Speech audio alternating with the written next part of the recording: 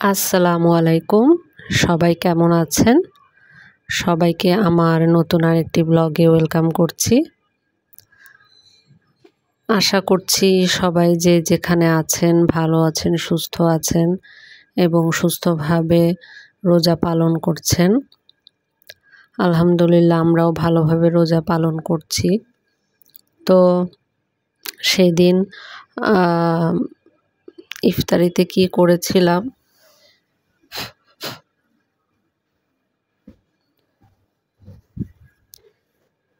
সেটাই আপনাদের সাথে শেয়ার করব। ওদিন ইফতারিতে আপনার ফ্রাইড রাইস আর ফ্রাইড চিকেন করেছিলাম। তো ফ্রাইড চিকেনটা করেছিলাম রাঁধুনি রেডিমিক্স দিয়ে।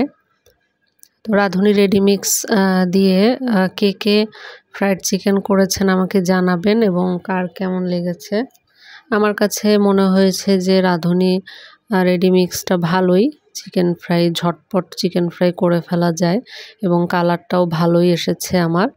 আমার কাছে ভালোই লেগেছে রাঁধুনি রেডিমিক্সটা চিকেন ফ্রাই। তো এটাই এখন থেকে হয়তো এটাই ইউজ করা হবে চিকেন ফ্রাই করার জন্য, কারণ আমার বেবিরা চিকেন ফ্রাইটা খুব পছন্দ করে।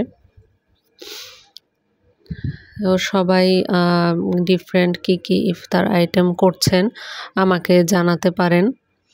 আর আমার ভিডিওগুলো কেমন লাগছে, এই রমজানে আসলে ভিডিওটা রেগুলার দিতে পারছি কারণ একটা রুটিন লাইফ চলে আসে রমজান মাসে। আর সবাই কেমন ভাবে ইফতারি করছেন এবং ইফতারিতে কোন আইটেমটা আপনাদের বেশি পছন্দ সেটাও জানাতে পারেন। আসলে ভ্লগিং করাটা এই যে এইটা রাঁধুনি রেডিমিক্স ফ্রাইড চিকেন মিক্স, এটা সবাই ট্রাই করতে পারেন যারা এখনও ট্রাই করেননি।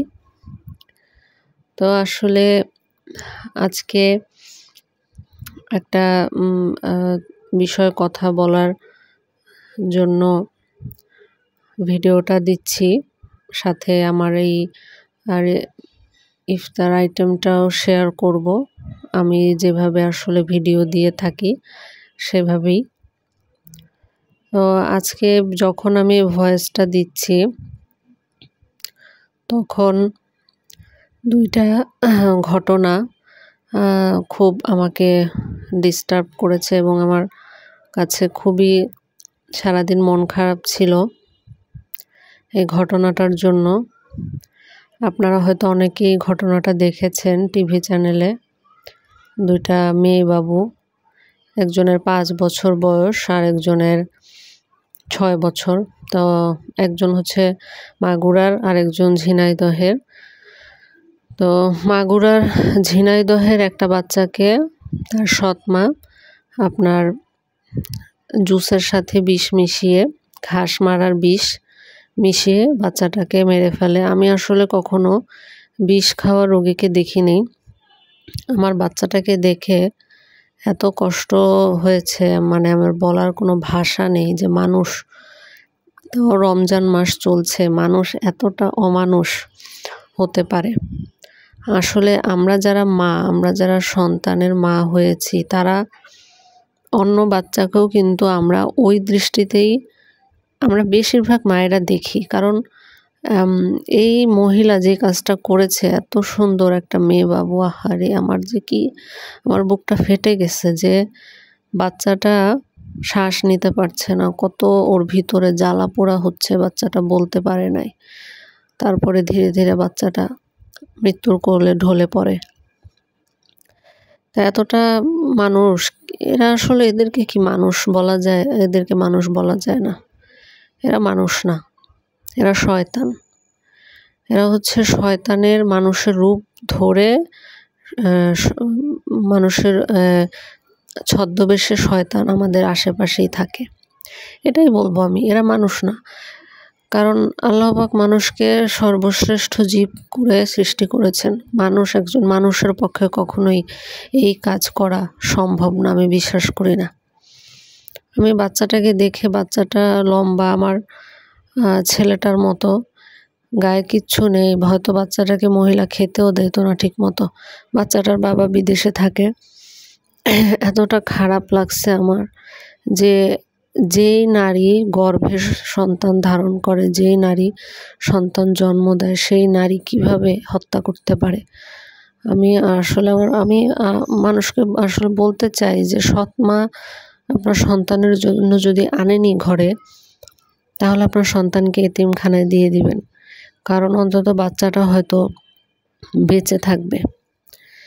আরেকটা ঘটনা হচ্ছে আপনার মাগুরার, সেই বাচ্চাটা তার বোনের বাড়ি বেড়াতে গিয়ে তাকে রেপ করা হয়, এবং করে কে? তার বোনের শ্বশুর এবং তার বোনের স্বামী।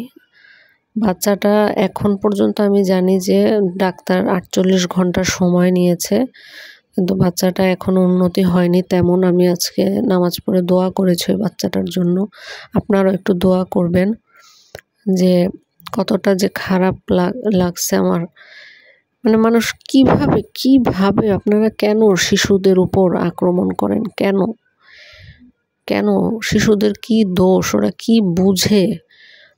আল্লাহ, আমি আসলে এগুলো নিতে পারি না। আর আমার খুব খারাপ লাগে ভাবতে যে আমি একজন মানুষ, আর আমার মতোই একটা মানুষ এই কাজগুলো করে। আহারে, বাচ্চাটা কাঁপতেছিল, বাচ্চাটার শরীরের নাকি তাপমাত্রা অস্বাভাবিক। আমি আসলে আর কিছু বলতে চাই না। আমি বাচ্চাটার জন্য সবার কাছে দোয়া চাই, যেন সবাই রোজা রাখছি আমরা যদি দোয়া করে দিই, হয়তো বা কারো না কারো দোয়া আল্লাহ কবুল করবে। তো আজকে এই পর্যন্তই। সবাইকে ধন্যবাদ।